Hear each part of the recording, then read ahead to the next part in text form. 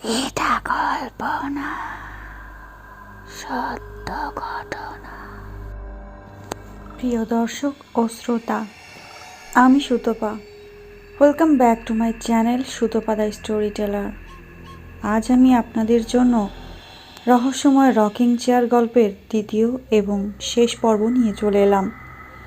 আশা করি আগের পর্বটি আপনাদের ভালো লেগেছে। যদি ভালো লেগে থাকে তাহলে এই পর্বের প্রথম থেকে শেষ পর্যন্ত আমার সাথেই থাকবেন। চলুন তাহলে গল্পে চলে যাওয়া যাক। পুরনো জিনিসপত্র কেনার বিষয়ে মিতুর হাজবেন্ড আশরাফুলের আপত্তি আছে। সে নতুন জিনিস কেনার পক্ষে। কষ্ট করে হলেও আস্তে ধীরে সবই সে নতুন ফার্নিচার কেনার চেষ্টা করেছে। তবে রকিং চেয়ার দেখে আশরাফুল কিছু বলেনি, কারণ চেয়ারটা সুন্দর। এখন এই চেয়ার নিয়ে এরকম কাহিনী শুনলে সে রেগে যাবে, এটা নিশ্চিত। ভয়ের চাইতেও পারিবারিক অশান্তির বিষয়টা নিয়ে মিতু চিন্তিত হলো। হুট করে আবার চেয়ার বিক্রি করে দিলেও আশরাফুল প্রশ্ন করবে। আলমারিটা যে বিক্রি করতে চেয়েছিল, উনি সোল্ড লিখে পোস্টের কমেন্ট বন্ধ করে দিলেন। কে নিল আলমারি? মিতু কি আবার জিজ্ঞেস করবে? অযাচিত কৌতূহল দেখানো ঠিক হবে না বলে মিতু আর ফোন করল না। এমিলির পরীক্ষা শুরু হওয়ায় মিতুর ব্যস্ততা বেড়ে গেল। সে সময় পেল না নতুন কিছু ভাবার, হয়তো ভুলেও গেল। হঠাৎ একদিন আশরাফুল অফিস থেকে ফিরে রকিং চেয়ারটা ড্রয়িং রুমে নিয়ে গেল। টিভি দেখবে। অন্য সময় সাধারণত খেলা বা তামিল মুভি দেখতে থাকে। আজ নিউজ চ্যানেলে আটকে রইল। মিতু এসে জিজ্ঞেস করলো, কি হয়েছে? নিউজ দেখছো যে?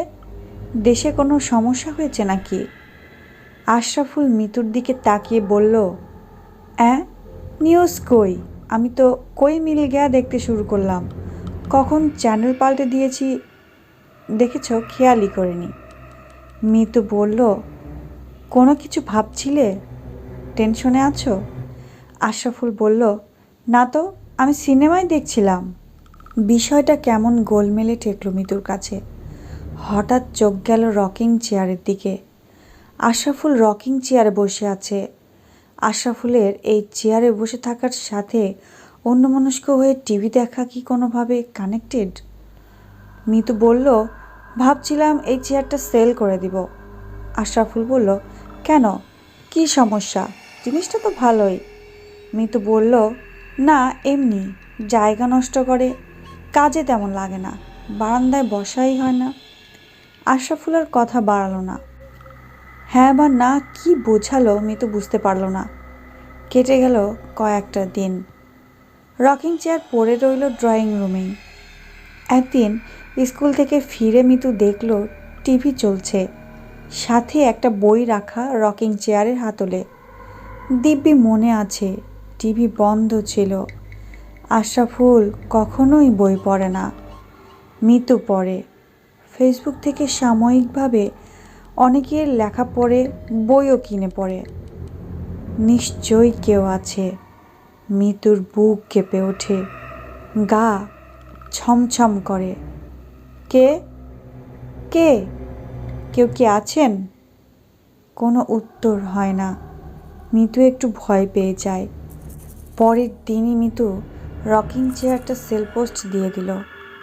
ক্রেতাও পেয়ে গেল। একটা ছেলে এসে চেয়ারটা নিয়ে গেল। প্রায় 6 মাস পরে মিতুর কাছে একটা ফোন এলো, অপরিচিত নম্বর থেকে। হ্যালো, কে বলছেন? একজন পুরুষ ওপাশ থেকে বললেন, আপনি আমাকে চিনবেন না। আসলে আপনি আমাদের বাড়ি থেকে একটা রকিং চেয়ার কিনেছিলেন প্রায় 7 মাস আগে। হ্যাঁ, সেই ভুতুড়ে চেয়ার। মিতুর মনে পড়ে গেল। জি, আসলে চেয়ারটা আমি ফিরিয়ে নিতে চাইতেছি। মিতু বলল, দেখুন, চেয়ারটা আমার কাছে এখন নেই, আমি ওটা সেল করে দিয়েছি। ওহো, ওটা আমার বাবার খুব পছন্দ ছিল। রিসেন্টলি আমাদের বাড়ির কাজ শেষ হয়েছে।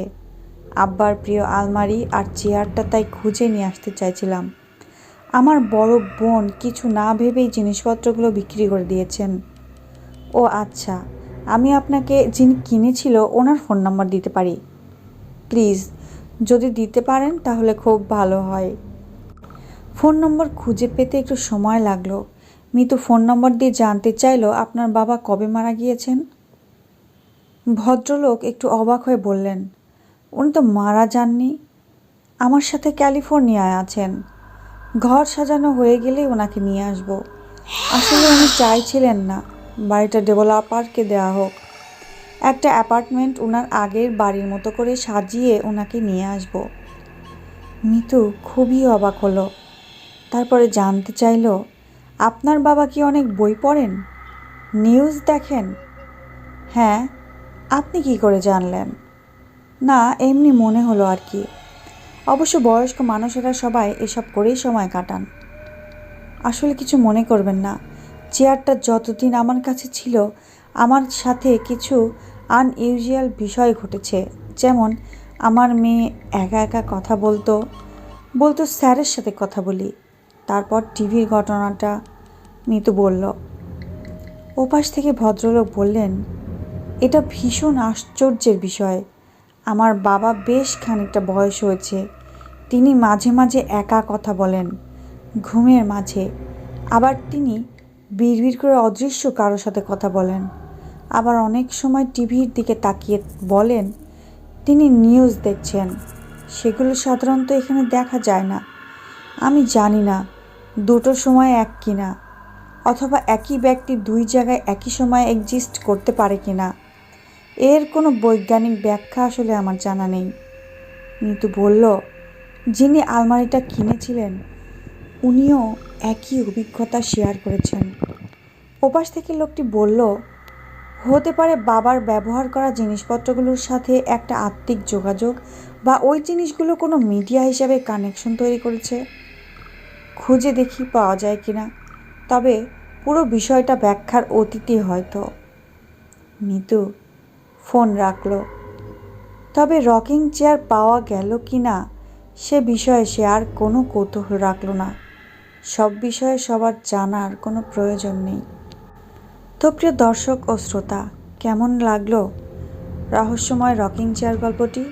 যদি ভালো লাগে তাহলে গল্পটিতে একটি লাইক দিবেন আর বন্ধুদের জানার জন্য শেয়ার করে দিবেন, এবং এরকম আরও নতুন নতুন গল্প পেতে আমার চ্যানেলটিকে সাবস্ক্রাইব করে বেল আইকনে ক্লিক করে রাখবেন। আজ তাহলে যাই, ধন্যবাদ।